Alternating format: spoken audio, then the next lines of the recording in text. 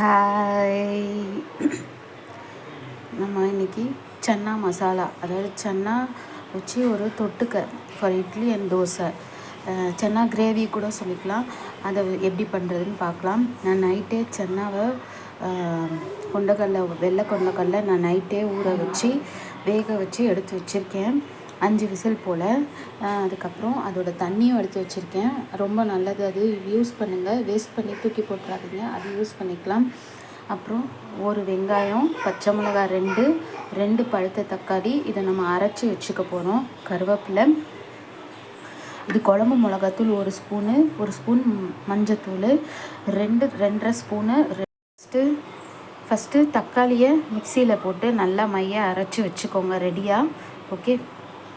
ஒரு பேனில் 2.5 ஸ்பூன் எண்ணெய் ஊற்றி வச்சுருக்கேன். அதில் சோம்பு போட்டு வெடிக்க விட்டுருங்க. சோம்பு வெடிஞ்ச உடனே வெங்காயம்,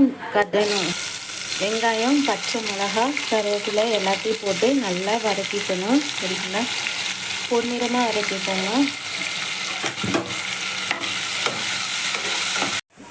வெங்காயம் நல்லா பொன்னிறமாக வதங்கிடுச்சு. இதோ தக்காளி அரைச்சி வச்சுருக்கேன், இதையும் நல்லா இது பண்ணிக்கோங்க.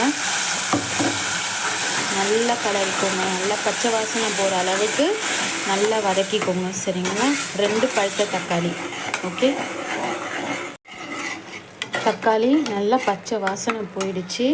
இந்த டைமில் நம்ம கொண்டக்கடலை இருக்குல்ல, இதை போட போகிறோம். அடுத்தது ஒரு மசாலாவாக போட போகிறோம். Chilli powder, coriander powder, garam masala தூள், குழம்பு மிளகாத்தூளும் மஞ்சத்தூளும் எல்லாம் கரெக்டாக போடுங்க, காரம் அதிகம் ஆகிடக்கூடாது. அதுக்கப்புறம் தேவையான அளவு கல் உப்பு அளவு பார்த்து போட்டுக்கோங்க. சரிங்களா? நான் ஆல்ரெடி கொஞ்சம் சன்னால உப்பு போட்டு வேக வச்சுருக்கேன். சரிங்களா?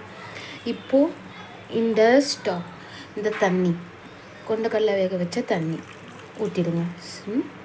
பேஸ்ட் பண்ணாதீங்க, ரொம்ப ரொம்ப நல்லது, அதில் தான் ரொம்ப சத்து இருக்குது. ஓகே. இது நல்லா இப்போது கொதித்து வரணும். தேங்காய் இருந்தால் தேங்காய் அரைச்சி போட்டுக்கோங்க. அப்படி இல்லைன்னா முந்திரி பருப்பு ஒரு 10 நிமிஷம் சுடு தண்ணியில் ஊற வச்சு அதையும் அரைச்சி ஊற்றினா இன்னும் திக்னஸ் இருக்கும். சன்னா மசாலா ரெடி. இதை பாருங்கள், நான் ரெடி ஆகிடுச்சு. நம்ம இது தோசைக்கு ஊற்றி சாப்பிடலாம். சரிங்களா? Okay. Chana gravy ready. Bye bye.